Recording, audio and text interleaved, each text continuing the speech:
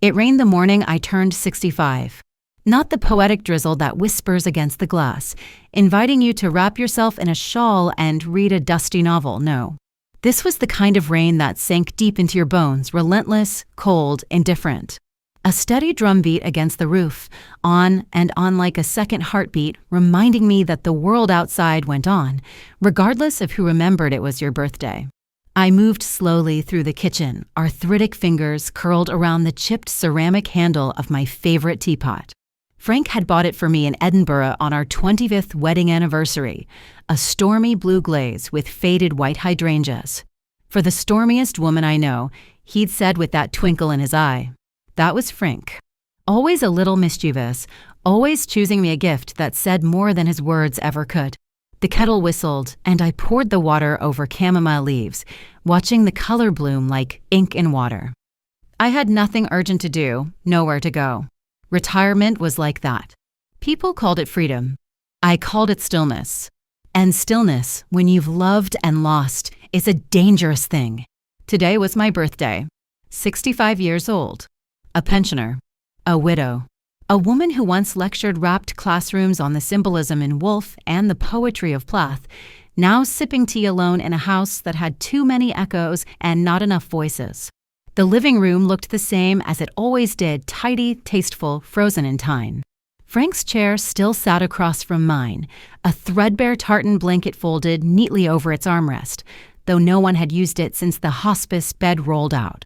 His pipe collection remained on the mantel, dusted weekly, never touched. I couldn't bring myself to pack it away. What would I say to the empty space it left behind? I curled into my chair, the floral one with worn cushions that sighed when I sat. Outside, the oak trees bent in the wind like old men, and I watched the raindrops race each other down the window pane. I clutched the teacup in both hands. It was warm, but the ache in my chest persisted. No phone calls. Not yet. Eli usually called on birthdays. My son, now 38, always late but always remembered. Sarah, my daughter, was more unpredictable. She loved me, I was sure, but our conversations had become functional, distant. She was always rushing between meetings, school pickups, dance classes. "Sorry, Mom, I just haven't had a moment to breathe," she would say. I stopped reminding her that I breathed through them once, that she had been my world. The mantel clock ticked. 10:15. I closed my eyes for a moment and let the rain hush the thoughts. Frank used to joke that the rain was our weather. We met in it, me, drenched under a broken umbrella, him with an extra one and a shy smile. Our wedding day, it poured so hard the minister had to shout to be heard. On our 30th anniversary, it rained so fiercely that we stayed in and slow danced in the kitchen, dripping wet and laughing like fools. I could almost hear the record player now. Sinatra. Always Sinatra. The phone rang.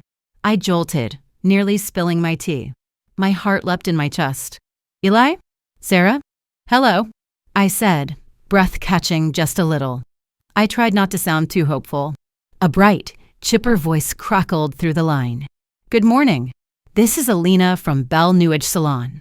Just calling to confirm your 2 p.m. appointment, full cut, color, and our deluxe rejuvenation facial under the name Abigail Corbin."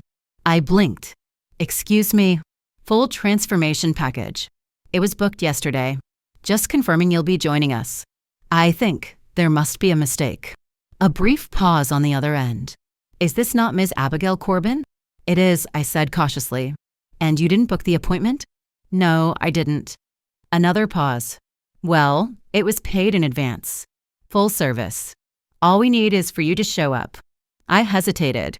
I hadn't been to a salon in years, not since Frank's funeral, when Sarah insisted I pull myself together for the guests.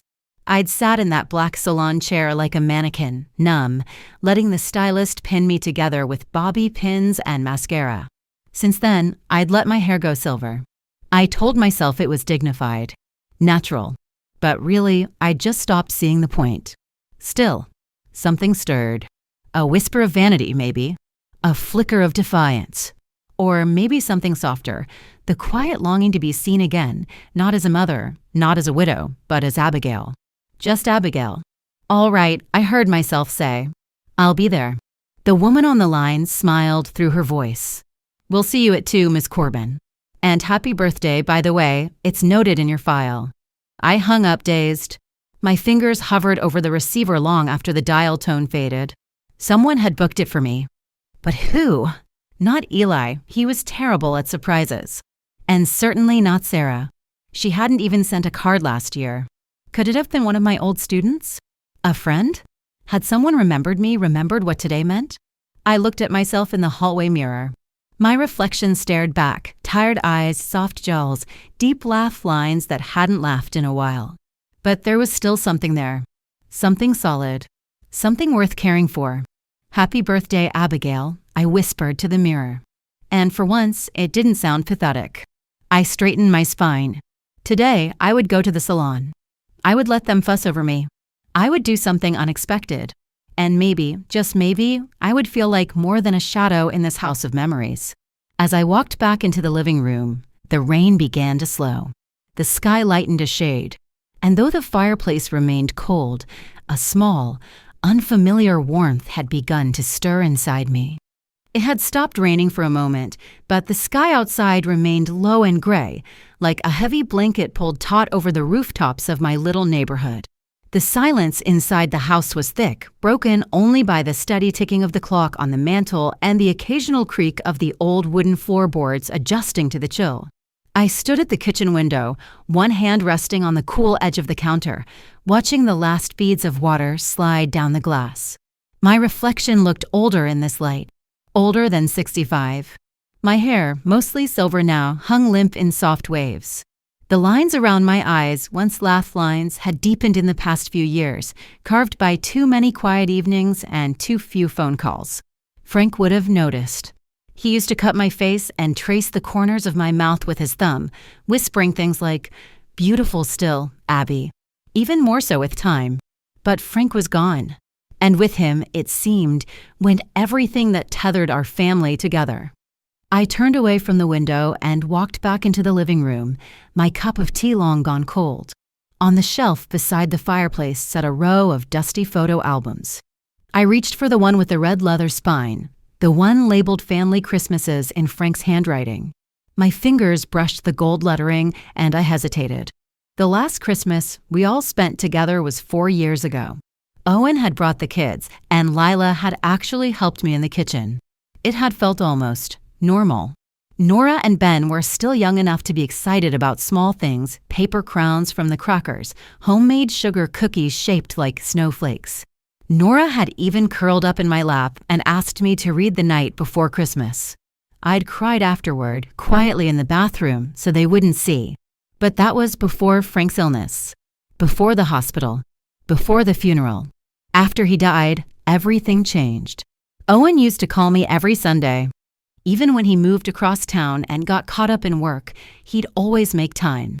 I was his safe place once, his anchor. When he was little, he'd crawl into bed with me during thunderstorms, his small body trembling beside mine. "Mom, what if the house flies away?" he'd whisper, and I'd promise it wouldn't. I'd hold him close and sing softly until the rain faded. Now I couldn't even remember the last time we had a real conversation. At first, I told myself it was grief.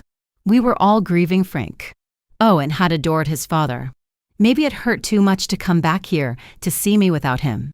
Maybe I reminded him of what we'd all lost. But as time went on, the excuses grew harder to justify. He'd cancel plans last minute. Work stuff came up, "Sorry, Mom." Or he'd text instead of calling. "Can't talk right now. Lila says hi." Or he wouldn't answer at all. The worst part was that I started memorizing his excuses, reciting them before they even arrived, like a script I was ashamed to know by heart. And Lila, well, she was always polite, pleasant even, but never warm. She had a way of smiling without teeth, of listening without hearing. From the very beginning, I knew I would never be more than Owen's mother to her, not a friend, not a companion, certainly not a second mother. She tolerated me. Barely. When I held Nora for the first time, I thought, this is my second chance. When Ben toddled across my kitchen floor with a sticky popsicle in hand, I whispered, this is how I heal. But somewhere along the way, they stopped seeing me as essential. Now Nora was 15. Ben, 12. They had their own worlds, their own devices, their own carefully curated lives. I sent them birthday cards, little notes with stickers and $20 bills tucked inside. Sometimes I got a thanks, usually from Lila's email account. Sometimes I got nothing. I still had the drawings they'd made when they were small. Nora had once scribbled, "Grandma, I love you like a rainbow," in crooked purple crayon. I framed it. It hung near the laundry room now, half hidden, because I couldn't bear to take it down or to see it too clearly. I sat down in Frank's old armchair, letting the leather groan beneath me. The photo album rested in my lap, unopened. Instead, I looked toward the dining room. I'd already cleaned it, set the good tablecloth out, just in case. 2 days from now, it would be my birthday. 65. A milestone. I told myself this was the year I'd bring them all together again. That I'd cook something special, light candles, wear my blue dress, the one Frank loved. I had bought a roast from the butcher, picked up a bottle of red wine. I'd even thought about putting up some fairy lights along the front porch. They hadn't said they were coming. In fact, no one had mentioned my birthday at all. But that didn't stop me from hoping. Hope was funny like that. It could sit with you through the silence, whispering, maybe they're planning a surprise. Maybe they don't want to ruin it. Maybe, just maybe. I had years to let that hope sour. But it never quite did. The house hummed softly around me, full of things left unsaid. I walked slowly down the hallway, peeking into the guest room, once Owen's childhood bedroom. The bookshelves still held his Hardy Boys collection. His old baseball glove sat atop the dresser. I'd left it there untouched, just in case Ben ever came over again. Just in case they stayed the night. Just in case. I returned to the living room, settled back into my chair, and stared at the fireplace. Frank used to say, family is a string of lights. Some bulbs flicker, some go out, but the whole strand is still worth plugging in. I wasn't ready to give up on them. Not yet. And maybe, just maybe, that salon appointment meant something. Maybe it was the beginning of a change. Someone remembered me. Maybe it was Owen. Maybe the kids. Maybe a kind stranger. It didn't matter. Because for the first time in a long while, something felt different. And as I traced the edge of my teacup with one finger and looked out at the quiet garden beyond the window, I felt the smallest flicker of warmth. Maybe this birthday would be the one they came back. Maybe they'd sit at my table again. Maybe I'd hear Nora laugh. Maybe Ben would hug me without Lila pulling him away. Maybe they'd remember who I was. Who I still am. I stared at the phone for a long time that morning. It sat in its cradle like a coiled question mark. The quiet hum of the house was the only answer. It was 9:14 a.m., and the light was creeping through the kitchen windows, catching on the dust motes in the air. A soft breeze moved the lace curtain beside me. I hadn't spoken to Owen in over 6 weeks. I reached for the phone and drew it close like it was something fragile. My thumb hovered over his contact. Then I tapped it. Ring, ring, ring. My heart pounded against my ribs, harder than it should have. It rang 5 times. I was already preparing to hang up when the line clicked. Mom? His voice was groggy. Sleep rough. I swallowed. Did I wake you? No, he said quickly, clearing his throat. Just didn't expect a call. What's up? I hated that question. What's up? Like I was a casual acquaintance. A distant memory. I hesitated. It's just, I drew in a breath. My birthday is tomorrow. A pause. Oh, right. Yeah, of course. I was wondering if you and the kids might come over. Just for dinner. I'll cook something nice. It doesn't have to be anything big. I'd love to see you. All of you. Another pause. I could practically hear him pulling the phone away from his mouth, asking Lila something. Her answer came back in a low murmur. Then shuffling. I think we could probably stop by, he said finally. Just for a little bit. A few hours. A few hours. My chest tightened. But I smiled anyway, pressing the phone to my ear like it could transmit warmth. That would be wonderful, Owen. We can't stay too long. Nora's got piano practice. And Ben's got a soccer game early Sunday. I understand, I said quickly. Just come hungry. I'll make your favorite. The rosemary roast.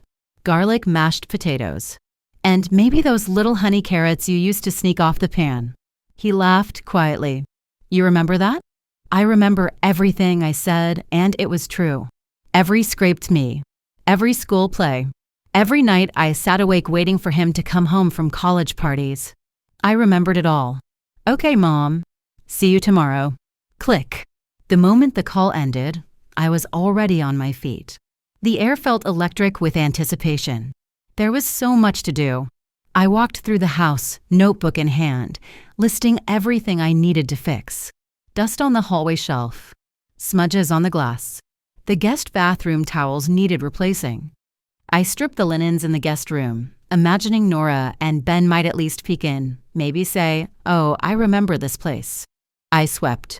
I mopped. I rearranged the throw pillows 3 times. I took down Frank's old hat from the coat rack and set it on the side table. He wouldn't be there, but I wanted them to see him, to remember.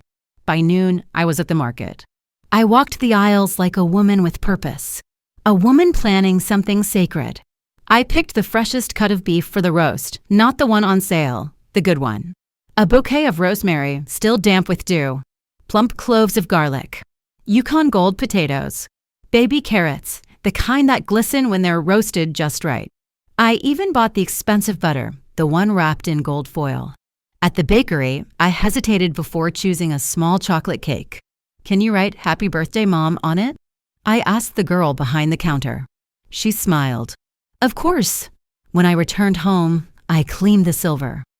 I hadn't touched it since Frank's retirement party. I ironed the tablecloth, the good one, the one with the embroidered edge my mother had made. I placed a single iris, blue and purple, in the vase at the center of the table. I stood back and stared at the dining room. It looked like it was waiting to matter again. Freshening up when the food was prepped and resting in the fridge, I turned to the mirror. I didn't want them to see me as some forgotten woman in a faded housecoat. So I ran a bath. I added lavender salts, the expensive ones I'd been saving. I soaked until the water cooled and the scent soaked into my skin. I shaved my legs, something I hadn't done in months. I polished my nails with a soft pink I found buried in the medicine cabinet.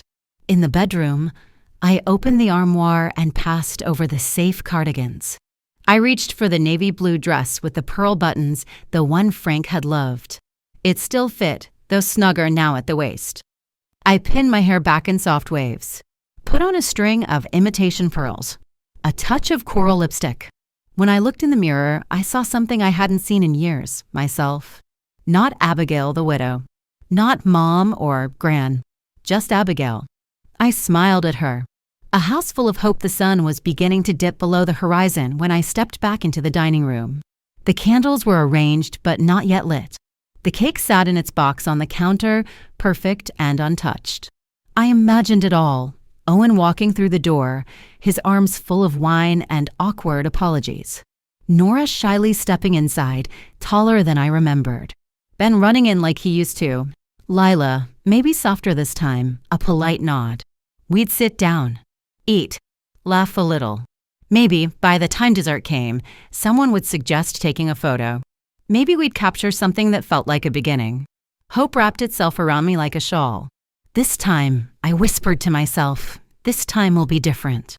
The air was unnaturally still the afternoon of my birthday. The candles flickered gently on the dining table. The roast sat perfectly in its dish, steam rising in delicate spirals.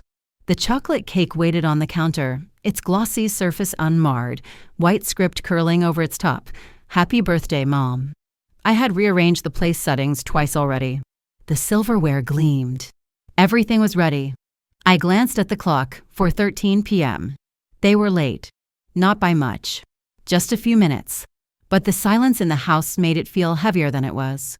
I stood by the front window, watching the street with the quiet ache of a woman waiting to matter again. Then, finally, headlights. A sleek silver SUV pulling into the driveway. My breath caught. I smoothed my dress, checked my reflection in the hallway mirror, the navy fabric, the pearls, the coral lipstick. I looked like someone who still had hope. Someone who believed in family. The doorbell rang at 4:17. I opened the door with a smile that stretched just a little too wide. Hi, sweetheart. Owen stood there, wearing a crisp button-down, looking vaguely uncomfortable, as if my threshold was a stage he hadn't prepared for. Behind him, Lila scrolled through her phone without looking up. Nora leaned against the porch rail, earbuds in, a bored expression already stamped across her face. Ben kicked at the front step, tapping rhythmically with one sneaker. "Happy birthday, Mom," Owen said flatly, stepping inside. "Sorry we're a bit late. Traffic." Lila followed, giving me a tight-lipped smile. "You look nice." She said it like a question. I held the door open as the kids slouched past. "Thank you all for coming." "Didn't really have a choice," Nora mumbled under her breath. I pretended not to hear. They filed into the dining room, each taking a seat with the grace of people being dragged to a meeting they didn't want to attend. Owen sat at the head of the table, Frank's old spot. I didn't say anything. Lila placed her phone beside her plate like it was cutlery. Ben picked at his fingernails. Nora kept her earbuds in. "I hope you're hungry," I offered brightly. "I made the rosemary roast. And those honey carrots you used to love, Owen." He nodded without looking up. "Thanks, Mom." I serve everyone carefully, trying not to shake. My heart was doing somersaults, desperate to make everything feel normal. Ben poked the mashed potatoes. Nora stabbed one carrot and didn't touch it again. I tried to start conversation. "So, Nora, are you still doing ballet?" She didn't answer. Didn't even glance up. "She stopped months ago," Lila said, not looking up from her phone. "She's doing contemporary now. We tried to tell you." They hadn't. "Oh, that sounds exciting," I said. "Not really," Nora muttered. "And then, how's school? Are you still reading that sci-fi series you loved?" He blinked. "What?" "The books I sent for your birthday." The ones about the I didn't read them, he cut in. They looked boring. Lila sighed, tapping her nails against her glass. "You know how kids are. They grow out of things." The silence after that was thick. I forced myself to chew a bite of roast, but it felt dry in my mouth, like dust. I watched them pick at their plates, barely eating, barely speaking. The candles flickered between us, trying to make the room warmer than it felt. The tension Owen finally broke the silence. "So, Mom, how've you been?" I almost laughed. Now he asks. But I smiled. "Keeping busy. I've started going for walks again. And reading. I joined a little book club, that's nice," he said, before I could finish. He picked up his phone and typed something quickly. I stared at him. At the man I'd raised alone after Frank passed. The boy who used to run to me when he had nightmares. The young man I supported through college on canned soup and hope. Where had he gone? Why was he looking at me like a stranger? The gift after dinner, what little of it was touched, I cleared the plates and brought out the cake. I lit the candles myself. No one offered. "Let's sing," I said, trying to laugh. "If you're not too embarrassed." Ben groaned. Nora rolled her eyes. They sang, half-heartedly, off-key. Lila filmed it on her phone. I closed my eyes and made a wish, the same one I'd made every year since Frank died.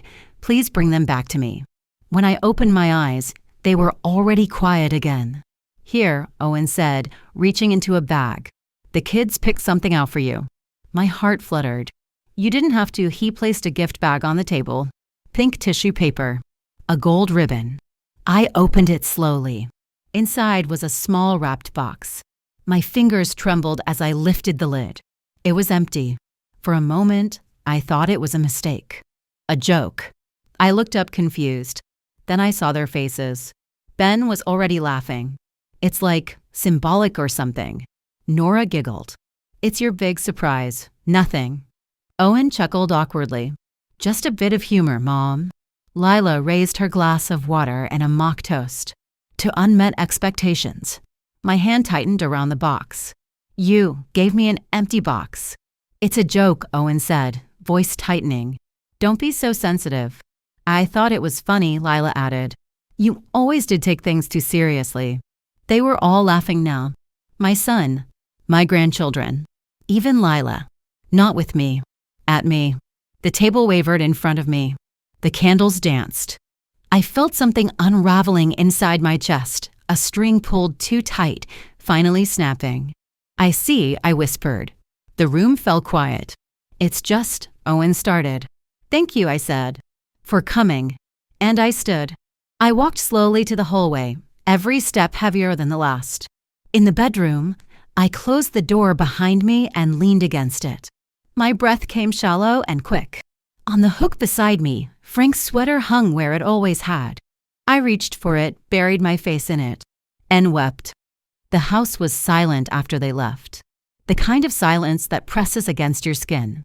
The kind that isn't emptiness, but echoes of laughter that never came, of warmth that wasn't offered, of love that once existed but no longer knew your name. I didn't clean. I didn't change. I didn't move for a long time. I just sat in Frank's chair, staring at the dark window. The reflection looking back at me was a stranger, a woman in a party dress, pearls at her throat, tears dried on her cheeks, holding an empty box in her lap like it contained her heart. The hurt was too large for tears now. What they had done wasn't just cruel, it was calculated. And it wasn't the first time. It was just the loudest. I thought about that moment, the laughter, the way Lila had raised her glass with mockery in her eyes, the way Owen hadn't stopped them, hadn't defended me, the way the children smirked like they were in on the joke. I thought about the years, the birthdays missed, the calls not returned, the weekends I spent alone while they posted vacation photos. I had raised my son with love. I had poured myself into him, given him my strength, my youth, my very identity. I stood by him when he was sick, when he failed classes, when he cried over heartbreaks. I had fed him, clothed him, believed in him when no one else did. And now here I was, alone, discarded, the punchline of a birthday prank. Never again, I thought.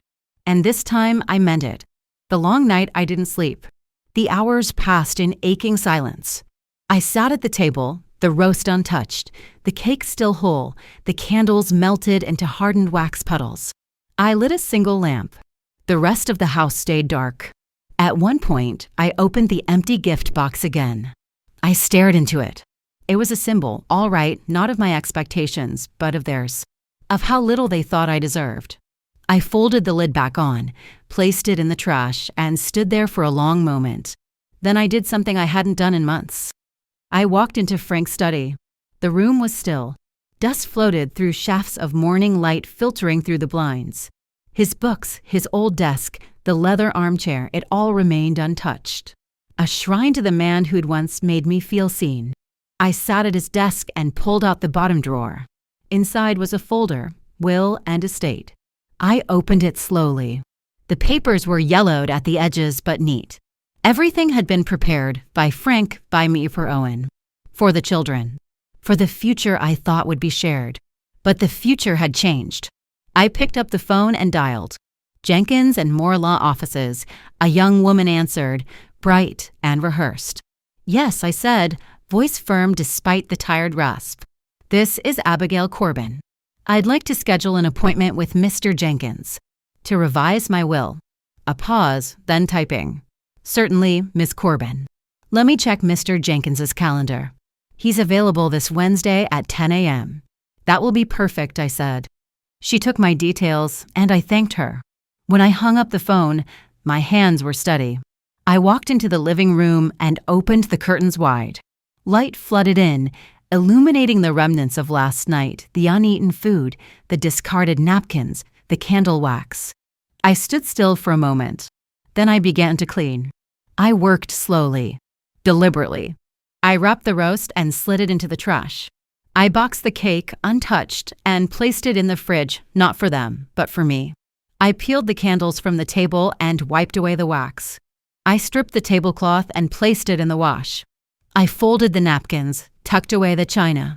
The irises, still fresh in their vase, I carried outside to the garden.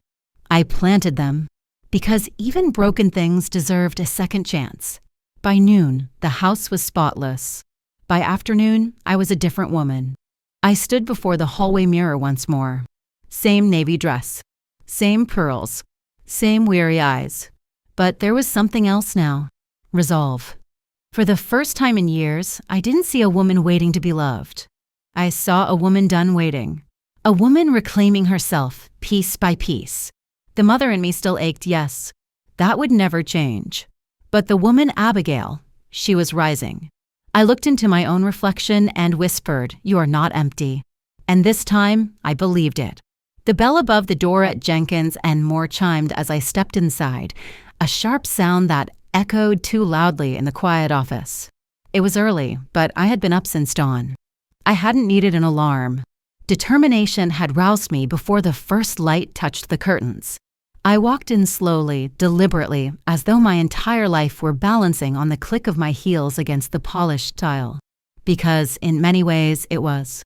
"Miss Corbin," the receptionist said, smiling politely. "Mr. Jenkins is expecting you." I gave her a nod and followed her through the hallway, walls lined with watercolors, law degrees, and quiet, tasteful wealth. "Mr. Jenkins stood when I entered. He was older now, stooped slightly with age, but his eyes were alert, quick. He had been Frank's lawyer for over 2 decades. He knew things about our life that even Owen never had. "Abigail," he said kindly, gesturing to the chair. "Always a pleasure. Though, I admit, I was surprised to hear from you." I sat down, removing my gloves. "I imagine you'll be more surprised when you hear why I'm here." He folded his hands and leaned slightly forward. "Go on." I opened the folder I had brought and laid it on the desk between us. "I want to change my will." "Completely?" he asked. "Completely," I said without hesitation. He tilted his head.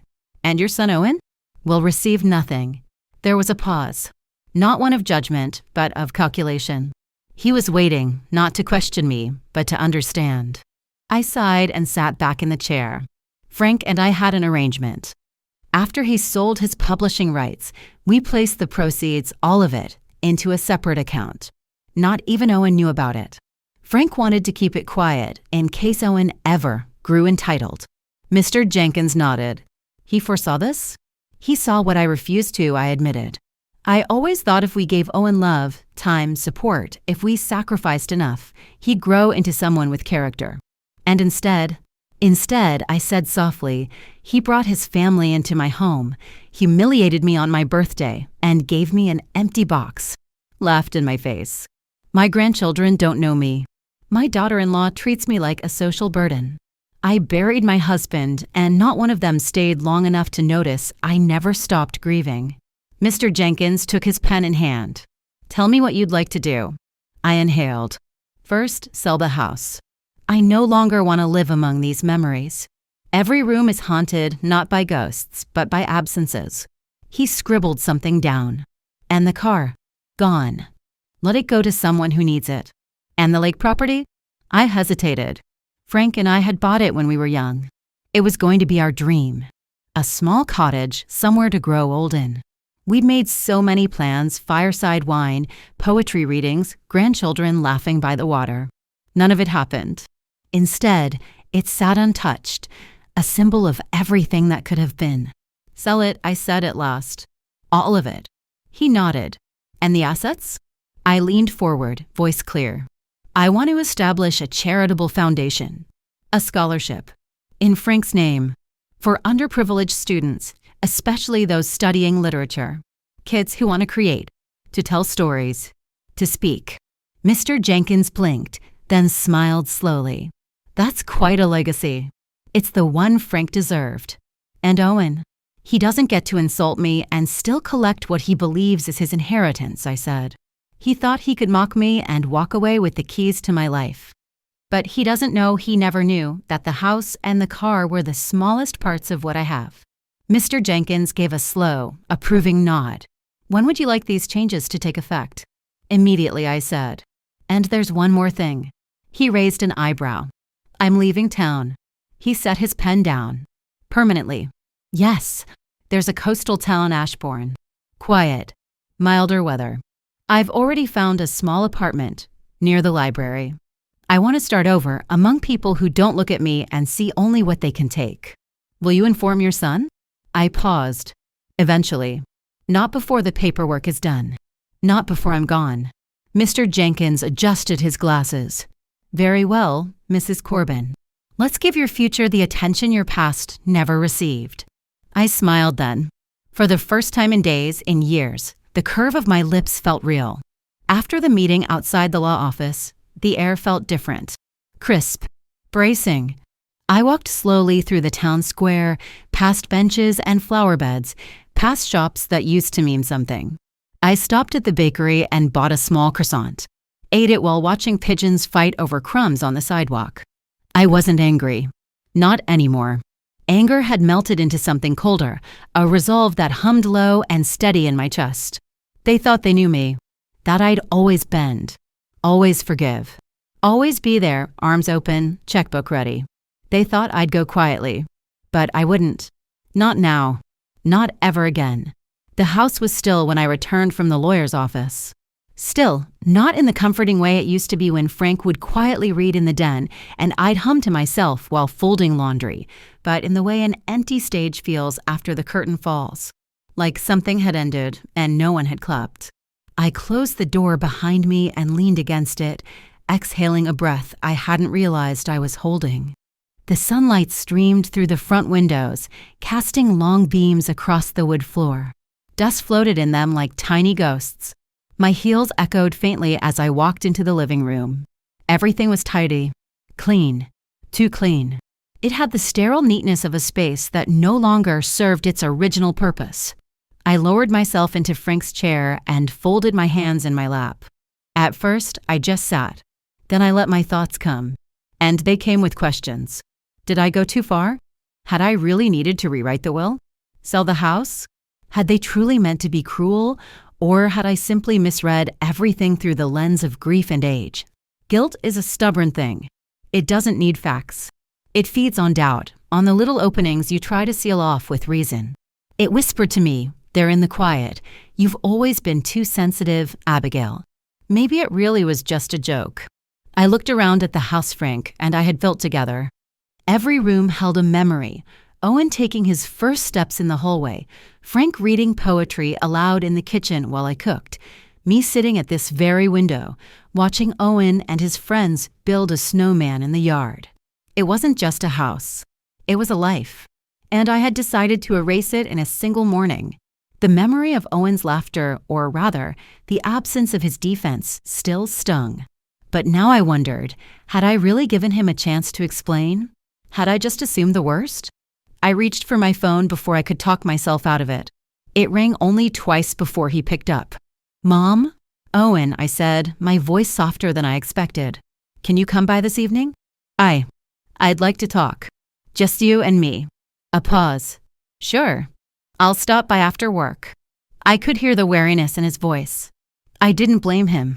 We were both stepping into unfamiliar territory, the land between confrontation and forgiveness. He arrived just before 7. No flowers.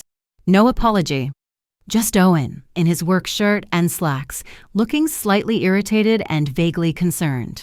He walked in like a man expecting to be scolded, not a man returning to his childhood home. "Hi," he said, standing awkwardly in the doorway. "Come in," I said. "Let's sit." We took our seats at the kitchen table. I had placed a teapot and 2 mugs out of habit, but neither of us reached for them. I folded my hands, steadying my breath. "I've been thinking," I began, "about my birthday, about what happened." Owen leaned back, arms crossed. "Mom, if this is going to be a guilt trip, no," I interrupted gently. "It's not. I just want to talk. I want to understand." He said nothing. "I know I'm not always easy," I continued. "I know I ask questions you don't want to answer. I send cards and texts, and maybe I cling too much. But that night, Owen, I felt humiliated. That gift, it was a joke," he said flatly. "A harmless joke. It didn't feel harmless to me." He sighed. "Mom, you always make things a bigger deal than they are. Nora and Ben thought it was funny. You've got to stop taking everything so personally." I swallowed. "I thought maybe you didn't know. Maybe Lila planned it, or the kids I knew," he said. "I didn't stop it because it wasn't meant to hurt you. You're the one who chose to feel insulted." My heart thudded, slow and painful. "I raised you," I whispered. "I sacrificed for you. Your father and I, yeah, he cut in. You always remind me, like I owe you my life." "I don't want your life," I said. "I just wanted an evening. One night where I felt remembered." He shrugged. "You want a medal because you made dinner and didn't get a big thank you?" You think that's worth rewriting your will or whatever you're planning? I stared at him. So he knew, or suspected. He looked at me, and for the first time, I saw not just distance, but disdain. Do you regret it? I asked. What? The way you spoke to me. The way you let them mock me. He looked away, then back. No, I don't. My breath caught. No, he stood. I'm not going to apologize every time you feel slighted. Grow up, Mom. You're not some fragile princess. A long silence fell between us. Then I stood too. Thank you for coming, I said, my voice level. You can go now. He raised an eyebrow. Seriously? I needed to hear the truth, I said. And now I have. He gave a half laugh. Fine. You want to play the martyr? Be my guest. He turned and walked to the door. And for the first time in my life, I didn't stop him. After he left, I stood at the kitchen sink, staring into the dark garden. I waited for the guilt to return. It didn't. I felt pain, yes, a deep and aching grief, but not regret. I had tried. I had opened the door, and he had slammed it shut. Now I could close mine, for good. The days that followed my conversation with Owen were strangely serene. After the storm of heartbreak and disillusionment, calm settled over me like a soft shawl. I moved through the house with slow purpose, no longer rushing to tidy or maintain for anyone's sake but my own. I found comfort in the quiet, the creaking floorboards, the long shadows in the hallway, the birdsong outside the kitchen window. The home was still mine for a little while longer. But even as I basked in the stillness, something sparked inside me. Not resentment, not revenge, resolve. There would be one last supper. One last memory, one that belonged to me entirely. Not a memory handed over to be warped or ignored, but a final tableau, a carefully arranged truth served on bone china under candlelight. It was Bernice who pushed the idea from a spark to a fire. I don't care if you're moving, she said, tossing her scarf onto my entryway table as if she lived here. You don't let them walk away thinking they've won. You make them look you in the eye. You make them see what they lost. I chuckled as I poured her tea. That's not the point, Bernie. It is now, she said, wagging her spoon at me. You want closure. Fine. But you don't slink off into the night. You take your bow. Her words sat with me long after she left. And that night, I knew what I needed to do. I spent an afternoon writing them by hand, the same way I used to sign permission slips and Christmas cards, Abigail's ink, full and looping, a holdover from another era. It felt strange to write to them, more formal than familial, but fitting. Each envelope was sealed with wax. I pressed the old C stamp Frank once used for his literary manuscripts into each one. The note inside was short, carefully worded. Dear Owen, I'd be honored if you and the family would join me this Friday at 6 p.m. for a farewell dinner at the house. This home has meant so much to all of us. One last evening to sit, eat, and remember it together feels right. With love, Mom. I sent them out that evening and watched the mailman carry the weight of what they did not yet understand. The farewell ritual in the days leading up to the dinner, I began my own quiet goodbyes. I walked barefoot from room to room, letting my fingers trail over door frames and windowsills. I held the back of the old sofa where Frank and I had fallen asleep watching movies. I opened every drawer in the kitchen, touching the worn wooden spoons and mismatched measuring cups like relics.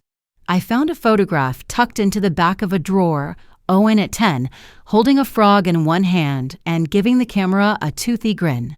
I placed it in a small silver frame and set it beside the guest bathroom sink where he couldn't miss it. I washed the lace curtains in the guest room and hung them with care. I refolded every towel.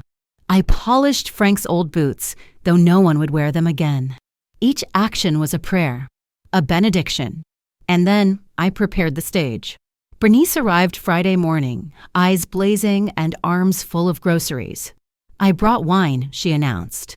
3 bottles. 2 for the table, 1 for us while we cook and cackle. She was the perfect accomplice. We cooked slowly, joyfully. Garlic roasted in the oven with chicken thighs marinated in white wine and rosemary. Potatoes whipped to creamy perfection. A lemon tart cooled on the counter, while steam curled from the teapot like the breath of old ghosts. You sure you want to go through with it? Bernice asked as she dusted the last of the tart with powdered sugar. I looked at her. I've never been more sure. That afternoon, I dressed the table like a bride's. White linen ironed. Crystal glasses from our wedding set. Candles in brass holders, the tall, elegant kind. Place cards in gold ink with each of their names in calligraphy. At the center, a small wooden box. Not the empty one they gave me. A different one. And inside, folded with care, the new will. The revised estate plan. The scholarship paperwork. A copy of the deed transfer to the charity foundation. It was all there. And it was ready. Before sunset, I walked through the garden one last time. The irises I had planted after my birthday were blooming, indigo and proud. I knelt beside them, whispering a few words only the soil would understand. Frank would have loved this. Not the drama, perhaps, but the poetry. I whispered, "We got the ending right, my love." And I meant it. By 5:30, the table was set, the food was ready, and the lights glowed golden through the windows. Bernice poured us each a glass of wine, and we clinked glasses at the kitchen island. "To the woman who gave everything," she said, and finally took something back. We drank. And then the doorbell rang. I looked at Bernice. She gave me a small nod, her eyes filled with fire and affection. I turned toward the front door and smiled. The clock in the hallway struck 5:50 p.m. as I adjusted the last candle. Everything was in place. The scent of rosemary and lemon filled the house, mingling with the faint sweetness of cooling tart. The lights were dimmed just enough for the candle flames to shimmer like little stars across the polished table.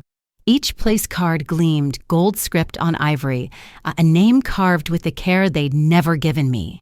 In the center, between the vases of lilies and the crystal wine glasses, sat the small wooden box. Quiet, beautiful, unassuming.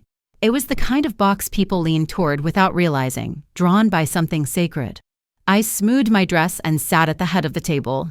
At 6:10 p.m., the doorbell rang. They entered without ceremony. Owen carried himself like he was walking into a conference room.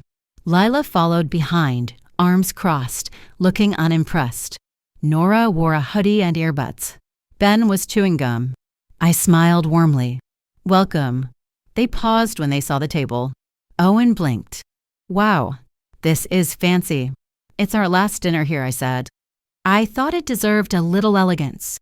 "You're really moving?" Lila asked, eyes narrowing. "Yes," I said simply. "Where?" Owen asked. "Ashbourne, a quiet coastal town." Lila frowned. "And the house?" "Sold," I answered. "Along with the car." "I've been organizing everything." The silence that followed was thick, almost curious. They sat reluctantly, scanning the table as though waiting for hidden cameras. Dinner began in stiff silence. I passed plates, poured drinks, asked polite questions. Nora barely responded. Ben muttered. Lila offered clipped smiles. Owen gave me nothing but small talk and suspicion. Still, I carried on. The food was perfect, chicken golden and tender, potatoes rich and buttery, tart crisp and bright. Bernice and I had outdone ourselves. But no one praised it. No one thanked me. Again. As I cleared the first course, I spoke gently. "I'm glad you came. I wanted this to be a proper goodbye." "To the house?" Owen asked. "To everything," I replied. I sat back down and drew the wooden box closer. "I have something to share," I said. "I think it's time you understood a few things." They watched me, Owen leaning forward slightly. "This box contains documents, copies of my revised will, the trust paperwork, the deed to the lake property, and the formation charter for the new scholarship foundation I've created in your father's name." Lila's brows shot up. "Scholarship." "Yes," I said. "For students with no support, no access, no privilege. Those who love literature. Those who, perhaps, still believe in kindness." Owen's voice hardened. "Wait. You're giving away everything." I met his gaze. "Everything." Owen scoffed. "You're not serious." "I am. The house is sold. The car's gone. The lake property was purchased last week by a nonprofit that builds retreat spaces for writers." He blinked. "You're giving it away to strangers?" "No, Owen," I said. I'm giving it to people who might still know how to love. Lila's voice cut in. You never even gave us the chance to talk about this. You gave me your answer at my birthday dinner, I said calmly, and it came wrapped in an empty box. It was a joke. Owen barked. Are you seriously still harping on that? It wasn't a joke to me, I said, rising from my chair. It was a moment of clarity. You're throwing away your family over one stupid night? Owen snapped. I'm not throwing anyone away, I said softly. You walked out the moment you laughed. He slammed his palm against the table. We're your blood. You think some kid who wins your stupid scholarship will ever care about you the way you mean the way you did? I asked, voice low. The way you ignored me for years? The way you let your children mock me while you drank my wine and waited for me to die so you could claim the house. Ben snorted. This is messed up. I agree, I said, but not in the way you think. Lila stood. This is insane. You can't just erase us. I didn't erase you, I said. You did that yourself. Nora, who had finally taken out one earbud, muttered, she's nuts. I turned toward her. You'll remember me when someone someday hands you a box with nothing inside. Owen rose, angry now. This is cruel. No, I said, voice steeled with finality. This is justice. For every holiday you skipped. For every call you ignored. For every time I waited by the window, wondering if you'd remember I was alive. He stared at me. I looked to each of them. I have loved you more than I loved myself. And you gave me nothing but silence, sarcasm, and shame. I stepped aside. You will leave now. You're kicking us out? Owen's voice cracked. Yes. No one moved. Until Bernice appeared behind me, calm and composed as a storm. You heard the lady. Lila grabbed her purse. Ben stomped past us, muttering expletives. Nora didn't look up. Owen lingered, eyes wide with disbelief. Goodbye, Owen, I said. And thank you. For what? He spat. For teaching me how to let go. I watched from the window as they pulled away. No one looked back. The house, still glowing with candlelight, was quiet once again. Only this time, the silence wasn't emptiness. It was peace. I returned to the table and poured myself a glass of wine. The small box still sat between the flowers and the silver. My legacy. My truth. My freedom. Bearon Ashbourne was different. It didn't press against my chest the way it did back home. Here, the wind carried stories, not expectations. Salt, not dust. The morning after I moved in, I sat on my tiny balcony with a blanket on my lap and tea in my hand, watching the fog slip down from the cliffs like a shawl draped over the town. It was quiet, honest, free. I thought maybe this peace would last. But by the following Thursday, the first letter arrived. It came in a thick white envelope, embossed with an expensive legal firm's name I didn't recognize. I opened it with calm hands, already knowing what I'd find. It has come to our attention that significant changes have been made to the estate of Mrs. Abigail Corbin. There were veiled threats about family duty, questions of mental capacity, inquiries into whether undue influence or coercion might have been involved. It was written with the same smugness I'd seen on Owen's face for years, the belief that because he wanted something, it must be his. I folded the letter carefully and placed it in a drawer beside my tea tins. Then I smiled. The legal fortress Frank and I had planned for this, even when I didn't fully understand why. He used to say, a man shows his true self when there's nothing left to gain, or when he thinks he's entitled to everything. I hadn't wanted to believe that could apply to our son. But Frank had known. When we set up the trust from his publishing rights, he insisted we keep it separate from our joint estate. Just in case, he'd said. Not for punishment. For clarity. After his death, I kept it hidden not out of malice, but curiosity. To see what kind of man Owen would become when he thought he had nothing to inherit. He became someone who stopped calling. And then, someone who sent lawyers. Jenkins responds I called Mr. Jenkins the same day. He was as steady as ever. Let me guess, he said, already flipping through papers on his end. They're alleging elder abuse? Lack of capacity? Something like that. He chuckled darkly. They'll have fun trying.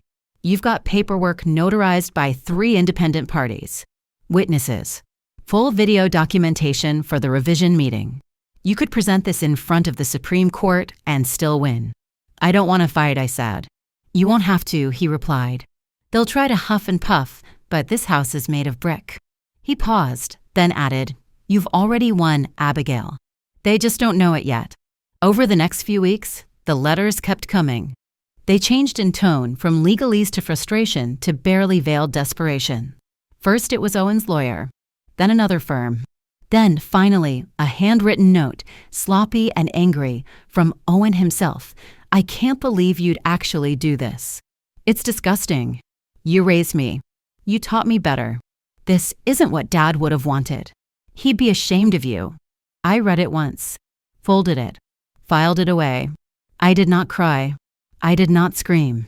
I simply brewed another cup of tea and sat on the balcony as the sea murmured to me, its waves unconcerned with inheritance or entitlement. The mirror that evening, I looked at myself in the bathroom mirror. 65. White hair coiled into a low bun. Skin softer now, eyes deeper set. But behind them, clarity. Fire. I had spent my life being a woman who tried to be less so others could be more. I made room. I bit my tongue. I swallowed every slight and called it love. No more. This was who I was now, the woman who lit her own candles, who opened her own front door, who signed her own name on her own legacy, not as a mother, not as a widow, but as Abigail. The last letter came in a torn envelope. No stamp, no return address. Delivered by hand, perhaps. Inside, Owen's handwriting, jagged and unsteady. You'll regret this. You don't turn your back on your own family. For a long time, I just stared at those words. Your own family, as if love was a ledger, as if blood erased cruelty, as if proximity granted rights. I walked down to the edge of the sea, the letter in my coat pocket. Waves rushed to my ankles. The wind pushed against me like an old friend. I pulled out the letter, tore it once, twice, 3 times, and let the pieces scatter into the surf. Goodbye, Owen, I whispered. The wind took the words away, and with them, the last of my guilt. I never heard from him again. Not on my birthday. Not on Christmas. Not when the scholarship was announced in the local papers with a glowing editorial about Frank's legacy and my generosity. Instead, I received letters from students, dozens of them. Notes scrawled on college-ruled paper. Drawings. Poems. Thank yous. One girl wrote, I never thought someone would believe in a girl like me. Thank you for saving my life. And in those letters, I finally received something my son never gave me, gratitude. I live by the sea now. I drink tea in the mornings and red wine at sunset. I plant herbs in a window box and read old novels aloud to myself. I walk to the library and volunteer on Saturdays. And in the evenings, when the waves turn dark and the sky sighs above me, I sit on my balcony and remember. He said, You'll regret this. But I never did. Not once.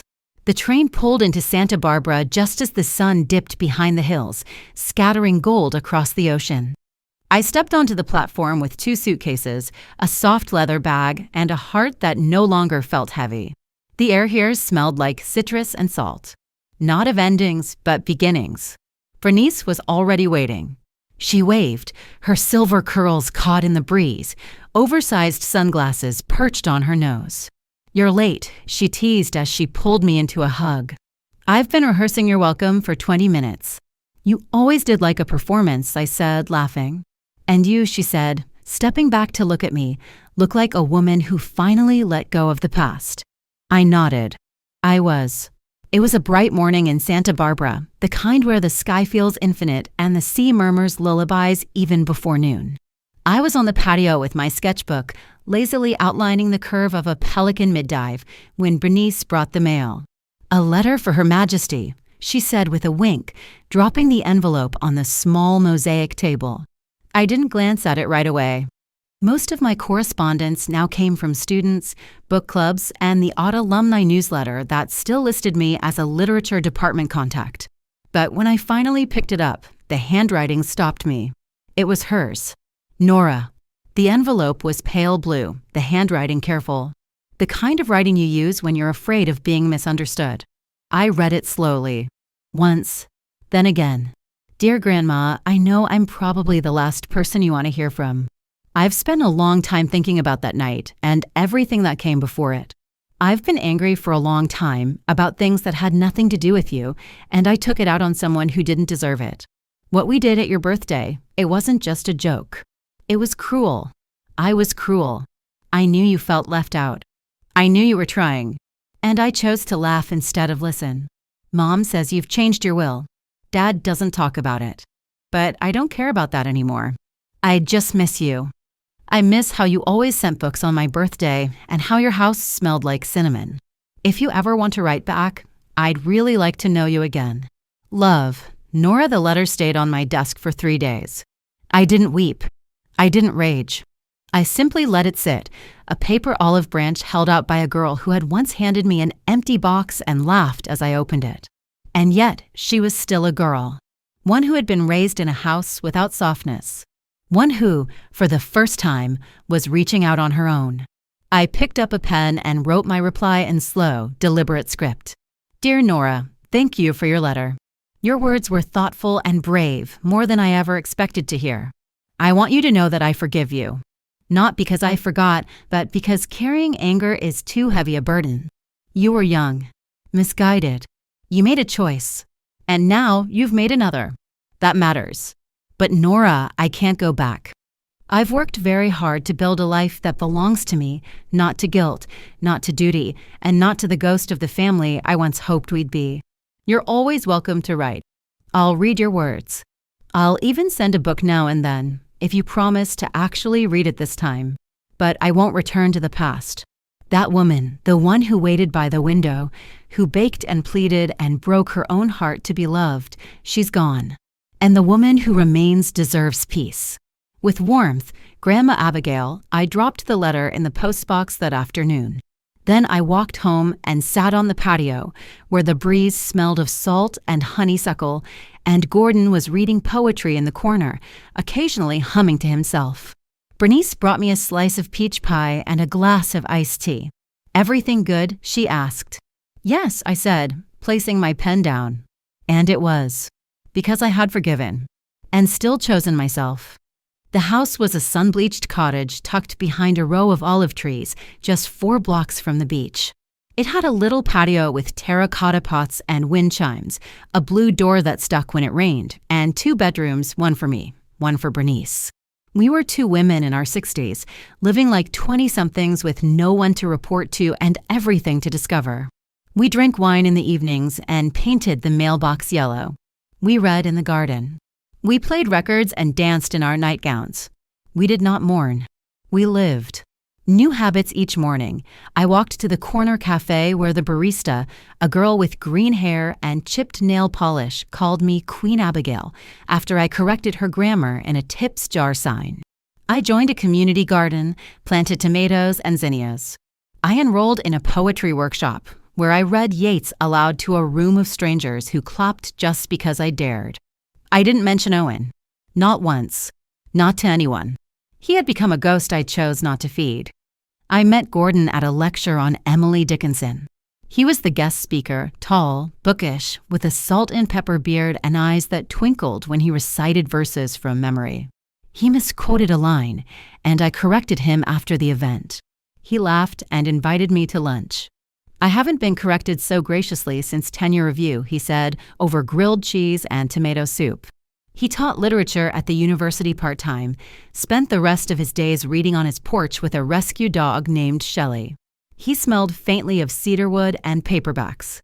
We talked about books, loss, the ridiculousness of grocery store poetry collections, and the comfort of silence. He never asked me about my past. He just looked at me like I was still becoming someone. And for the first time in decades, I felt seen, not as a mother, not as a widow, not as someone's mistake. Just me. Happiness didn't come all at once. It came in fragments, a laughing fit with Bernice over a broken faucet. The first time I wore a dress just because it felt like sunshine. A quiet dinner with Gordon under string lights in his backyard, where he read Neruda aloud and didn't ask for anything in return. It came in realizing that I could still change, still fall in love with mornings and rainstorms, and the person I was finally allowing myself to become. One evening, months after I arrived, I stood barefoot on the beach with my skirt brushing the surf and my toes in the cool sand. Bernice sat behind me in a beach chair, sipping white wine. Gordon was skipping stones nearby. The sky had turned a dusky lavender. I think I said aloud, "This is the first time I've ever really felt free." Bernice looked up at me, her face soft in the light. "No," she said. "This is the first time you've let yourself feel loved." And I believed her.